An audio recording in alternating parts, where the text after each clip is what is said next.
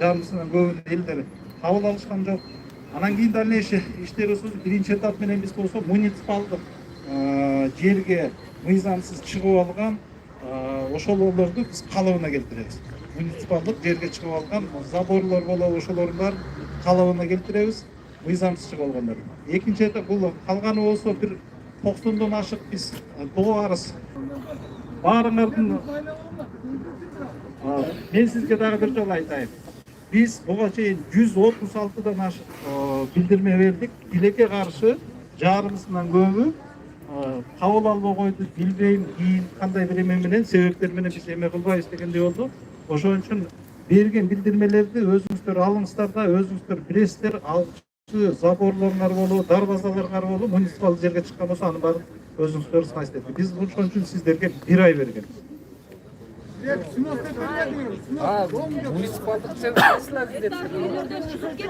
Al жерде билдирме кечирип коюңуздар. Силерге сноустап берген жок.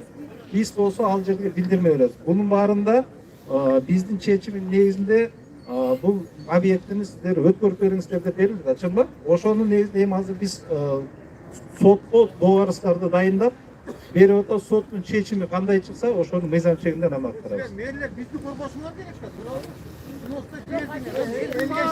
Эгерде бул территория парктын территориясы бул өз калыбына келтирилет. Ошончо айтайын. Ошол чечимде болгон.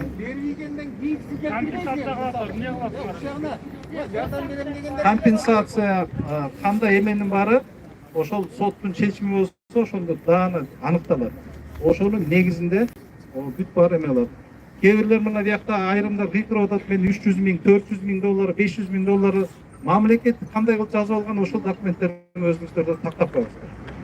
Кандай договор менен алгансыңар, мына айрым соцсетилерден көрүп атпайсызбы? Мисалы бирөө айтат 400 000 долларга сатып алган жабалача. Ошол мыйзамда госрегистрден же кандай кылып эме болгон болсо, ошол эмелериңиздерди сиздер тактап коюңуздар. Алганын сот чечип берет. Кандай болот, компенсация болотсо кандай болот экен бүт аныктап бүт эме керек. Ошол негизинде карасаңар өзүңөр элбет орукчан болуп бишет күрүп атасыңар. Кыска жолун тапсаңар болбойбу? Эл үчүн иштейсиңер да эмне? Эл үчүн иштеп атабыз, эл үчүн иштелет. Законду ошо кечирип коюңуздар. Ошон үчүн закондуу түрдө болсун деп туруп, сотко берилип, сотто болсо кандай чечим чыкса ошол негизинде. 92'de алып бардыңар. Мурункулар эл үчүн иштеген эмеспи? Мурункулар кандай болгон? Мурун эмнеге уруксат берген анда? Анда мындай кылалы. Азыр баарыбыз элечи, кое туруңуздар. Баарыбыз эле ушул жерден эксперт болуп, же сот болуп, же баланча кылбай эле мыйзам чегинде сотко берилип атат. Мына айтпадык. 90дон ашыгын биз уже сотко дайындадык. 19'ун уже бердик. Калганы мына жакын арада берилет. Ошо жерде кандай чечим чыкса, ошо менен иштейбиз. Эмнеге ошол соттун чечимин күтпөйсүздөр? Уведомление жибердиңер. Уведомление берилет өз мыйзамда ушундай. Ошо эмнеге бердиңер? Бура түшүнсөңүз, соңгус уведомление биринчи сотко берилмасында билдирме берет. Андан кийин ана сотко берет. Өзүнүн процедурасы. Жок, мында канча адамдар ооруп калды 1 айдан бери. Ал жөнүндө сиздер кандайсыздар?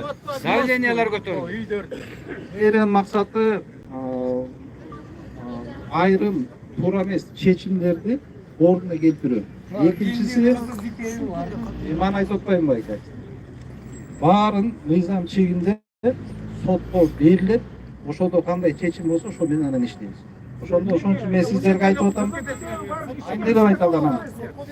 Сотко беребиз. Соттун чечими кандай? Максаты байке, оңуз мен сүйлөп өтөйүн. Максаты ошол. Сиздерди жериңерди бузуп же бул тартып алыш эмес, буну болсо парктын ордун калыбына келтирип туруп, анан кийин ошонун негизинде дагы иштейбиз.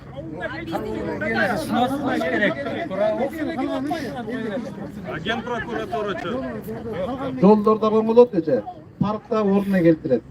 Парктагы ордуна келтирет. А почему давали документы тогда на эти места? Чечимде дааны көрдүктөр, ошо 92-92-жылдын эмеси менен кылачак. Силер өзүңөр мыйзам бузуп атасыңар да.